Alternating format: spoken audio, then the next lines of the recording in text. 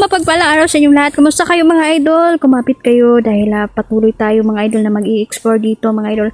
At i-update ko po kayo no sa kalagayan ni Lolo at sa pagkikita ng kanyang apo mga idol. At napakalaking sorpresa ito dahil ito ay pinapangarap nila mga idol na magkita silang muli.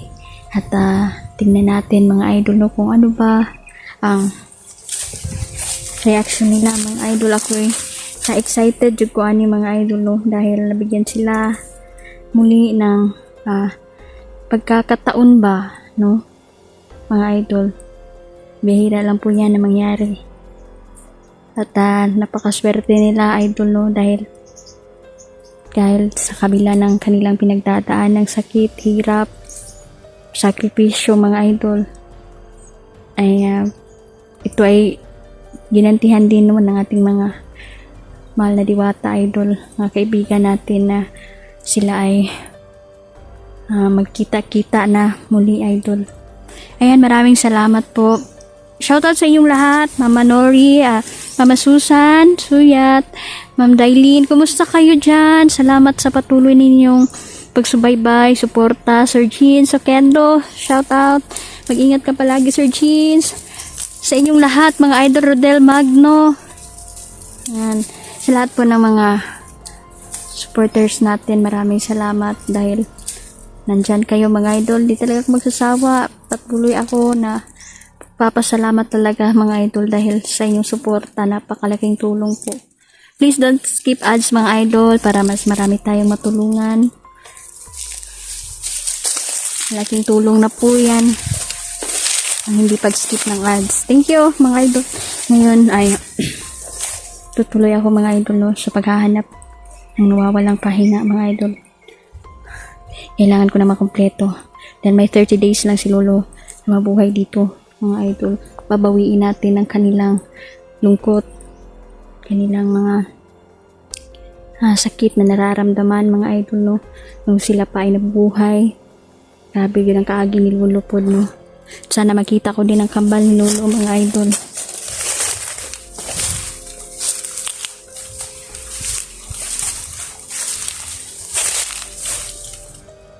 Sana gusto ni Lolo mga idol na sana ay mabago pa ito ang kanyang kapatid, ang kakambal niya idol na sumapi po sa kaway dahil sa inggitan mga idol no, kaya pala binuhay si Lolo muli. Bigyan na pagkakataon dahil may mga sikreto at sacrifice pa talaga siya mga idol na ginagawa at kailangan na nabigyan ng pagkakataon din ng maglolo idol. And shoutout sa iyo lahat, maraming salamat. Shoutout mga idol, maraming salamat. Thank you idol no. Yan, hayaan nyo po yan mga idol, yung mga marites dyan sa paligid mga idol no. Talagang di ko anjud ang inyong mga pasensya mga idol. Alam kong kahit saan yan na lugar meron talaga yan mga idol, pero basahan ninyo mga idol na nasa verse mga idol no. Iwasan ninyo mga taong alam ninyo na mapapahamak lang kayo no. Iwasan natin yan idol at magpatawad tayo. Mahirap magpatawad, totoo talaga yan idol. Sobrang mahirap magpatawad lalo na kung ito ay sobrang kuan sa imuha ba no, nadutlan jud ang kasakit mga idol. Dili gid nimo malimtan. Pero yan ang sugo natin Diyos Ama. Patawad tayo sa kapwa. Kumusta kayo, mahalin ninyo ang mga magulang ninyo idol no. Kakalungkot po dahil may nabalitaan ako, nag-away-away mga anak versus magulang. Idol, wag tayong ganyan idol. Tawarin natin ang ating mga magulang. Intindihin natin sila dahil sa mga problema na kinilang pinagdadaanan. Hindi talaga maiwasan no na laging galit ang mga magulang natin no. Kaya namalansin ng tao na sa mga problema idol. Tulungan natin ang ating mga magulang, mahalin natin. Kaya ako dati dahil sa hirap ng buhay po idol no, ako po ay ibinigay, no? Yan yung sikreto ko din, idol. Napakasakit dahil binigay tayo, natay mga magulang pero gihatag man ta, idol. Pero naintindihan ko na. Naintindihan ko na mga idol no na ganun talaga ang buhay. Pero pinatawad ko na po ang totoo kong mga magulang. Napunta naman ako no sa mga mababait at itinuring talaga akong pamilya. Totoo po no, wala talaga sa dugo mga idol ang pagiging pamilya kundi sa pagturing ninyo sa isa't isa, sa pagmamahal ninyo sa isa't isa mga idol. Yan, namimiss ko po ang aking ina. Sana alam kong nasa kabilang buhay na siya, idol. Alam ko masaya na si mama doon. Shout out. Ayan. Lingkod-lingkod sa ta. Kay pati yung pagkainita, idol.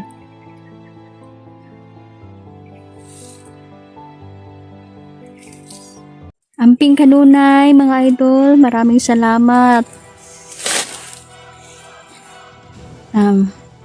Kailangan ko po talaga na protektahan ng aking mga alaga. Dahil sabi ng ang kaibigan ko kagabi, mga idol, ang pinagkakatiwalaan ko para sa mga bata, meron daw umaalagid sa kanila. Daw sigig paniid sa ilaha, mga idol, no, at kinakatok pa sila, idol. So, kailangan ko na talaga na samahan ng mga bata. Kailangan ko pang ilipat sila. Malaking problema po ito. Ay kailangan ko po silang ilipat kung saan ko na naman sila dalhin, mga idol. Sana maoki ang among paglipat. Sasama ko na lang din si lolo, mga idol, at yung apo niya. Kailangan magiging safety sila.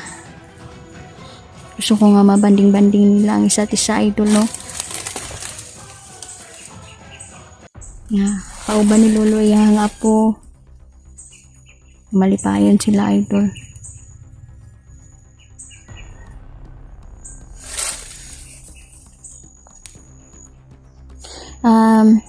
Abangan nyo po no pag-update ko sa maglolo. Talagang nakakaiyak ang pagtatagpo nilang muli. So ngayon kailangan ko talagang mabawi ang isang pahina, mga idol.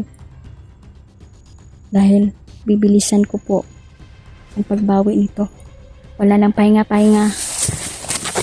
Kailangan ikilos na agad.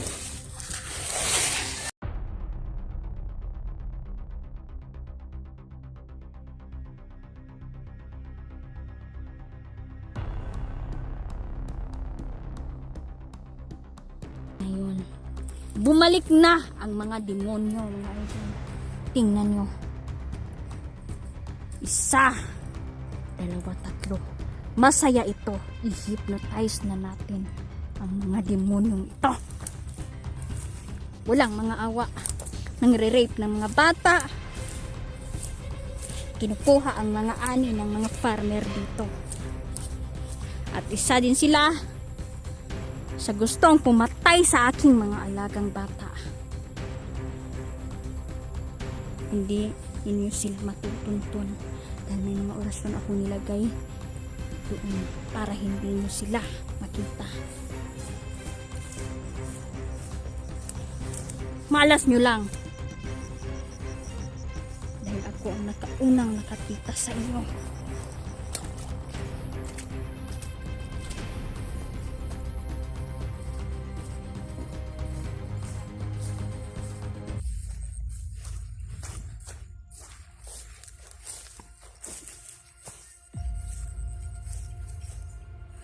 Nagpulong-pulong ang mga demonyo. Nagpaplano sila kung paano nila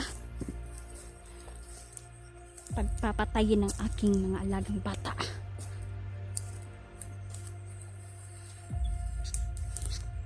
Hindi nila tayo makita, mga idol, dahil sa taglay nating tagulilong. Wala pang nakakatalo nito. Wala pang nakakakita sa atin. Kahit malakas pang kapangyarihan.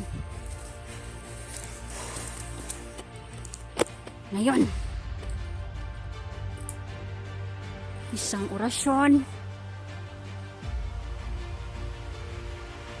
magpapatay sa inyo.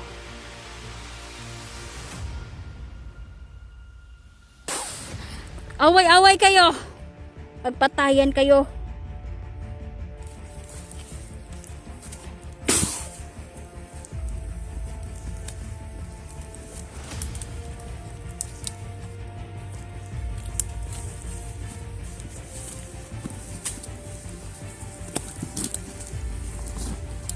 Ito ang dapat sa mga demonyo. Walang awang pumatay.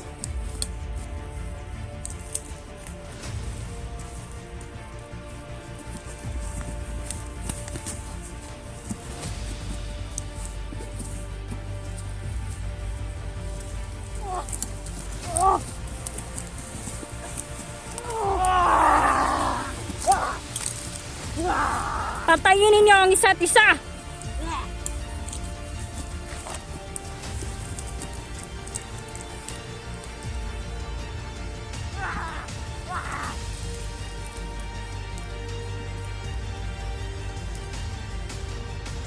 Yan ang dapat sa inyo.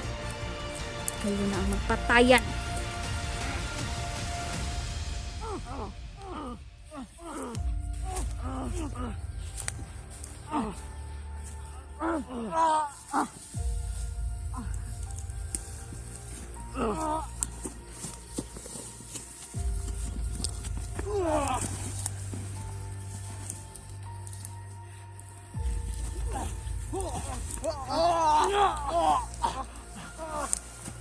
Magpatayan kayo.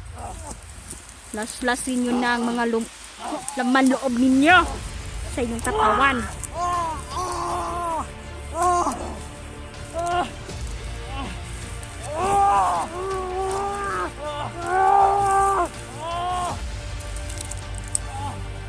Hindi pa sapat yan.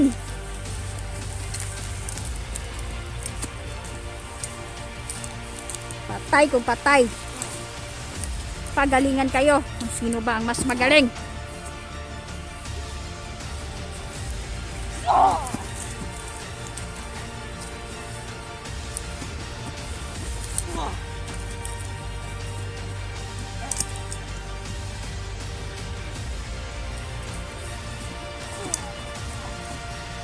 Kayong dalawa.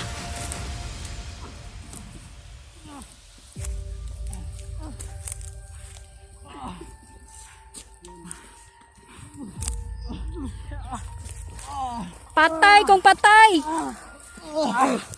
Panahon na.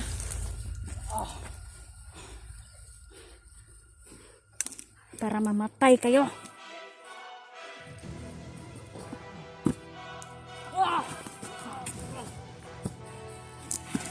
Lumaban ka. Kang papatalo.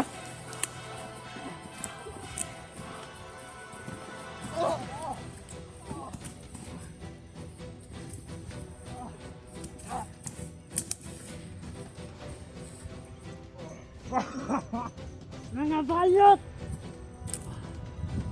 Sabi niya mga idol, mga bakla daw ang kasama niya. Wala naman pala kayo, mas matigas pala itong isa.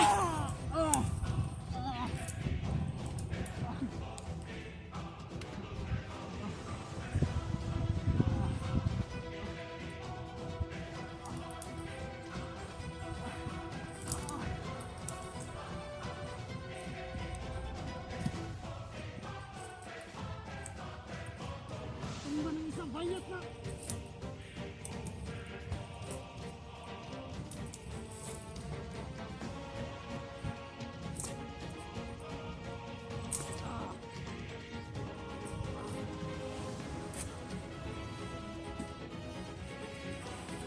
Sige, kamo ang magsangka. Kay kamo may pinakagahi.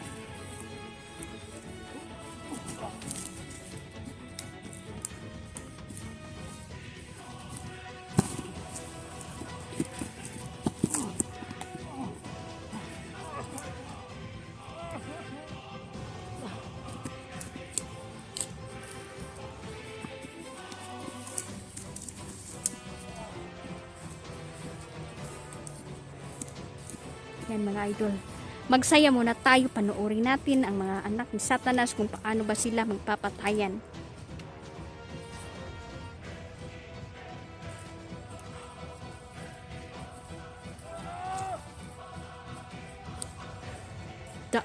pilde ba di isa di ay.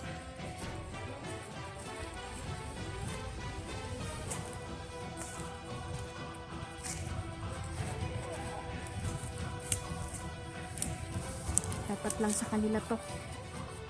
Dahil walang awa silang pumatay. Balak nyo pang patayin ang mga alaga ko. Dapat lang yan sa inyo.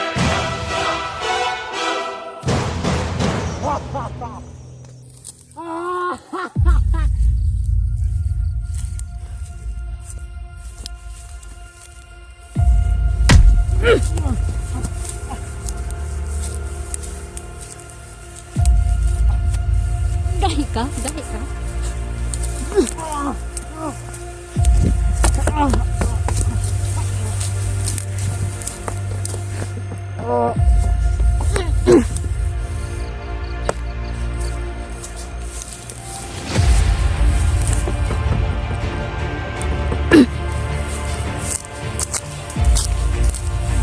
Hindi nyo makukuha ang mga alaga ko. Tandaan nyo to! Malapit na ang katapusan ninyo. Kahit anong gawin ninyo, kahit kayo pa ang makapangyarihan, mamamatay at mamamatay kayo. Dumating na ang katapat ninyo. Kailangan ko pong balikan ang mga alaga ko.